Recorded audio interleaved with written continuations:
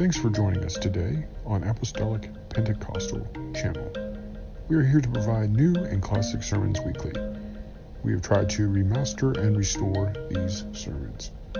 Thanks for joining us. Please like, comment, and subscribe. May Yahweh's blessings be with you. Well, I have done that, and I have developed a series of lectures coming all the way to the present.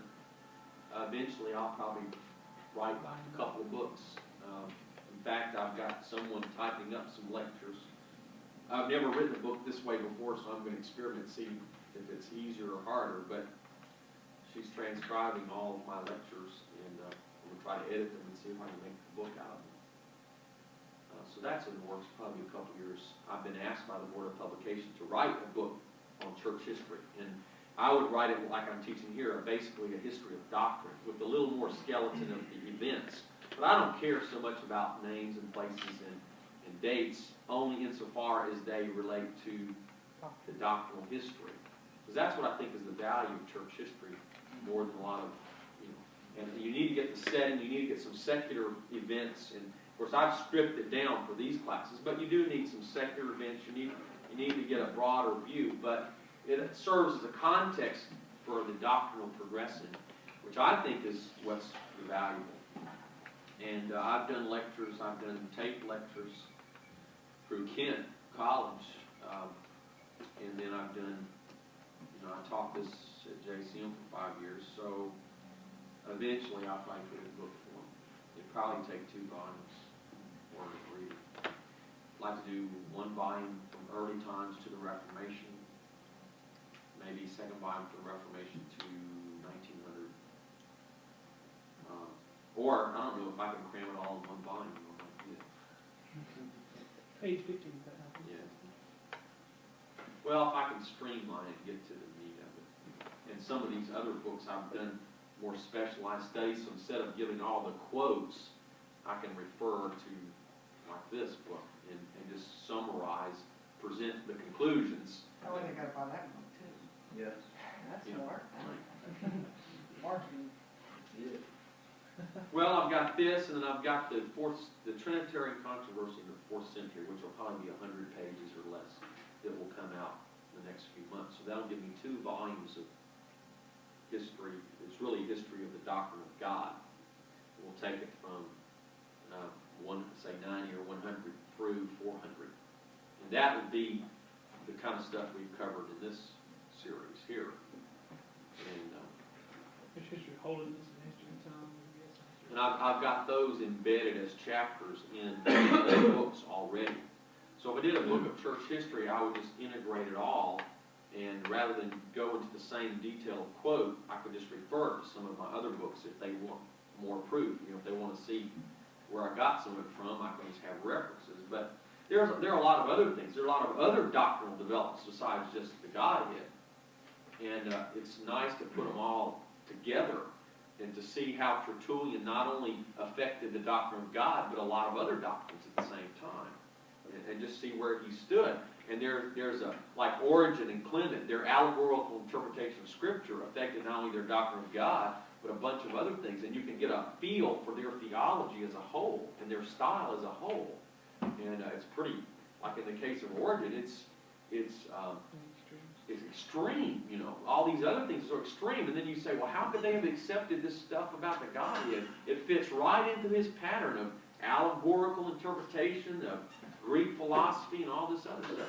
Tertullian, one of his famous quotes is, I believe it because it's absurd. And what he was saying is, you have to accept things on faith, not on knowledge. If it's something that's reasonable and based on knowledge, it's probably wrong. And so the harder it is to believe, the more likely it is true. Well, you can see how that affects his doctrine of Trinity, right? I believe it because it's absurd. So when you see the fuller view, it does really bring a lot of insight.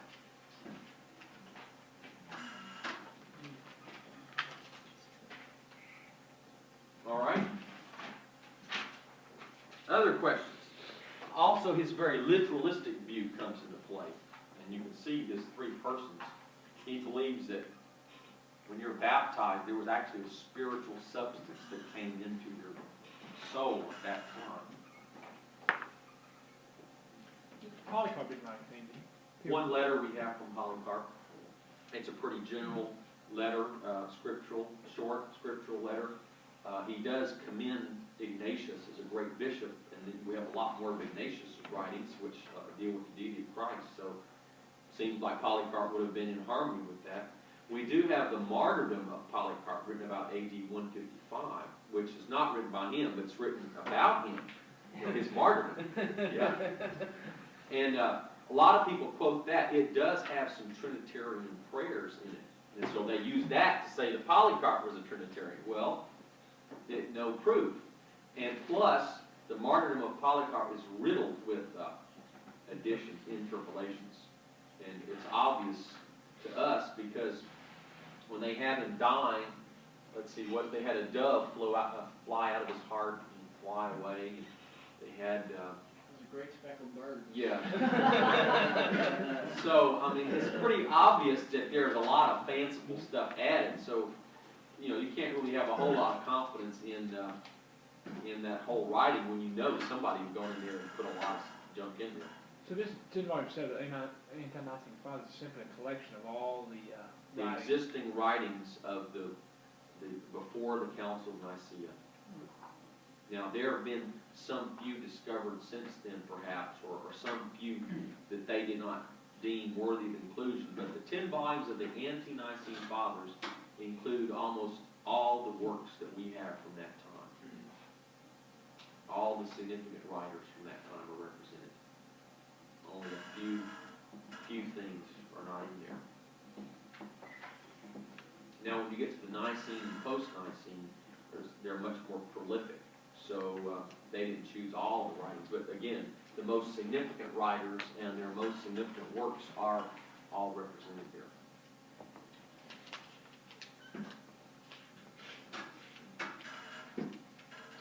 Other questions about doctrine, scripture, ministry? My mind is blank. What I'm going to do, or try to do, or my philosophy? What other, I know you primarily write on the books that you feel like are needed. What other books you think we need to write on? Well, my general idea is every subject that is worthwhile for us to have, it's worthwhile for us to have, in general, it's worthwhile for us to have a Pentecostal author write on that subject. So, if you think of the courses that you've taken, the textbooks that you've used, you know, whatever subject is important for our study is important for someone to write from our perspective. Commentaries on the Bible, which we are working on now and trying to produce, particularly on the New Testament. We've got several in the works. That's one area of need. Have you seen the book, The Pentecostal Minister? It's a 1-volume, 11 authors, deals with practical subjects. Well, I'd like to see a book on most of those individual subjects. For example, counseling, preaching. We have chapters on them. But it would be good to see someone who's really qualified and experienced in those fields to write from an apostolic perspective. So I see a lot of room for a practical ministry type books, for Bible commentaries. Doctrinal subjects we've gradually started dealing with, and that's been my burden because we didn't have anything on anything, hardly, except small books and pamphlets. We had some things on the oneness of God, but once you got off of that, like the holiness, we had nothing. And until my mother and I wrote In Search of Holiness, the New Birth, we had nothing other than small pamphlets and booklets and tracts until I wrote the New Birth. And so, you know, I felt the need to, to try to, on each of our distinctive doctrinal subjects. We now have a book on worship. I thought that was a very needed topic. Gary Erickson, pastor in New Hebron, Mississippi. So there's still a lot that I would say our priorities would be doctrine, practical ministry, and commentaries on the things that we don't already have a book. Are we starting to get a lot more men who are willing to write? Yes, we've gradually been developing some writers. And that's been helpful. It's been good. Even since I've been associate editor, my primary responsibility is books and tracts. Probably half the books in print or more I've edited. They didn't exist when I went there 6, 7 years ago. So we've really developed.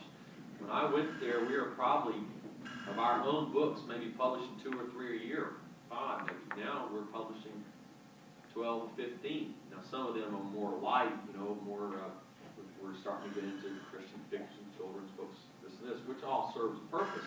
But even our biblical and doctrinal books, we're doing a lot more per year than we were, say, 10 years ago. 10 years ago or before, we were doing little or nothing. And what we were doing was mostly individual effort, self-publishing or something like that, which is fine, but it's better to be able to have an organized system of editing and distributing. Books that you want to be important to your movement, it's better to have it go through a screening, editing, and production process so that it's not just the idiosyncrasy of one person, but it's been, as much as possible, balanced to reflect what our movement really stands for. Do we have a quota, a particular number of books you'd like to put out? Not officially, but as far as what we're able to sell and what we're able to physically produce through the printing press, we have a new press, so we're able to do more work, but we're still limited by how many books you can sell to our constituency. And I would say we aim for an average of 1 a month or a little more, or in 1 year, say about 12, 15 volumes is what we've been wanting to do the last few years. We could receive as much as 80 to 100, 120 manuscripts a year. So obviously we can only publish a minority of what we receive. A lot of what we How many receive. you usually do receive? Yeah, 80 to 120 manuscripts a year. Of course, a lot of them are not, even from our ranks, and a lot of them are not really of a quality that we seriously consider. What percentage, John, 50% or 75%? Well, if we receive 100 and we publish 15, that'd be 15%. So you're not limited so much by your printing press as you're limited by quality of manuscript. Well, we're limited by quality of manuscripts, and we're limited by what we can successfully market. If we publish 20 books and try to sell them all, there'd be probably more new books than we could successfully market. Is there any chance of expanding our market, or? Well, I would like to see us do some innovative things in that way. But one big problem is Word of Flame Press is unknown. And where it's known is associated with UPC doctrine. What you need, we are where the Assemblies of God was 20 or 30 years ago with Gospel Publishing House. What we need is a non-controversial crossover bestseller that will make people start seriously examining each book that comes out of Word of Flame Press. Because we have a lot of good books that are not heavy on our doctrine, or if they are, it's no more than others. Like a commentary, we have to weed through everybody else's doctrinal comments, and when we read a good commentary. So theoretically, if it's not too heavy-handed, they could still do the same with our books. But we've got to win respect. You've got to win credibility. And so if we could get 1 or 2 books that really meet a need and really hit the market, then that would probably drag all of our other books into more serious consideration. There's a lot could be done, but that's not my field. So, but there's the Christian Booksellers Convention. There are Christian bookstores. You can do mail-outs. There are discount houses which you can place books in. But I don't think we've done a really, really strong attempt to do that. For whatever reason, there are a number of reasons. I would personally, as an author, I've made several suggestions, but they haven't really been implemented, at least the way I would like to see them. I thought about doing something of my own, but I just haven't yet. I thought about trying to mass mail out or marketing. I've done it locally. I'd go to the bookstores and persuade the owners that put some books in their bookstore, but haven't done it on a national scale. How does that work for you when you go into just local bookstores? Well, they've generally been receptive, but the sales have not been tremendous because you need some way of marketing, getting attention. It's hard to do. Maybe if my church grows in Austin, I can do that locally and then build on it. I don't know.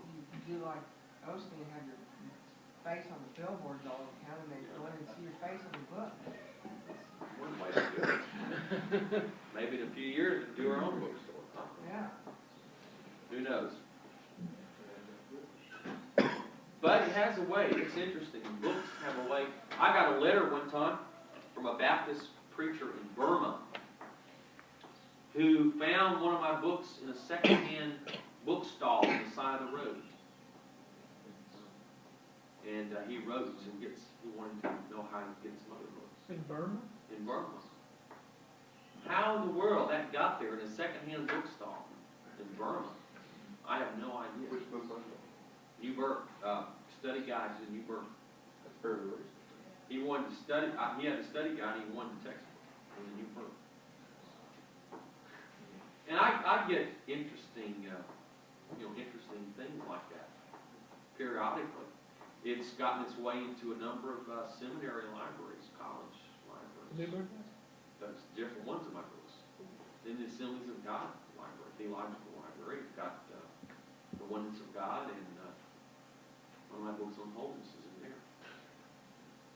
I don't know how, this is even possible, but I just wondered, what about, trying to promote your books through, Chuck's, deal, Insight for Living? Because he promotes a lot of, other people's books. I don't know what, if they're the same doctrine or. Yeah, I don't know whatever. what doctrinal requirements there would be. What about Focus on the Family? Alan August goes through that. Yeah, but see, that was published by word at the request of Focus on the Family. So there's an in-house connection there. Yeah, a little pressure. Focus on the Family gets, I don't know what the financial arrangements are, but somehow, they profited from that too. Well, there are, I think one-on-one, word of mouth, if pastors would, just buy several of our books, like on our history or our doctrine, donate it to the public library, school library. Each pastor in every town would just buy a few books and put them in the library. You do the church. It's not an immediate result thing, but if it was done on a widespread basis, it would, this is kind of like advertising where you Put your can't, stamp in the back of the book. you can't see the results overnight, but it's a buildup over a period of years. It starts working. It's what the students that were baptized at Jimmy Swaggart Bible College, you remember that a few years ago? There are quite a few. Well, part of it was my book on the Oneness of God. They were studying the door. My books were banned from the Jimmy Swaggart Forum. And I thought that was interesting because we, at least at JCM, we never would ban books by Trinitarians. I mean, we figured the more you could study them and deal with them, the better off you would be, But these guys are banning our books. It shows you a little something about the relative strength of their beliefs and their confidence in their own beliefs. That the only way to deal with this threat is to ban the books. It's the same way they did in the. Yeah, kind of like the Roman Catholic Church in the Middle Ages put the Bible on the index of forbidden books. Well, like that, and these guys that, the Trinitarian, only information we have on what? Oh yeah, right. Early church history, right? Down away with all of this. It's got to be stuff. Surely some of these guys, Origen even referred to some of these people as scholars. So doubtless there were a lot of writings from. I can't believe that Praxeus and Noetus and Sibelius, if Tertullian could quote some of their statements verbatim, I imagine it was in print somewhere, or not in print, but in written form somewhere. But we don't have it today. Very interesting if we only knew what really happened in church history. So you're up there with Sibelius? Yeah, I guess I am. I'm one of those heretics. Yeah. Any other questions? questions or comments? Well, hopefully I've given you some food for thought, and hopefully something will be of practical value to you in the days to come. I meant to ask you this the other day, on your, when you teach about interpretation, in your book, you deal with it? Which book? God's infallible word, the last chapter. Is it in the same detail, or does it go into more detail? A little bit more, perhaps. If you want to go somewhere to camp meeting or somewhere and just Please like, comment, and subscribe.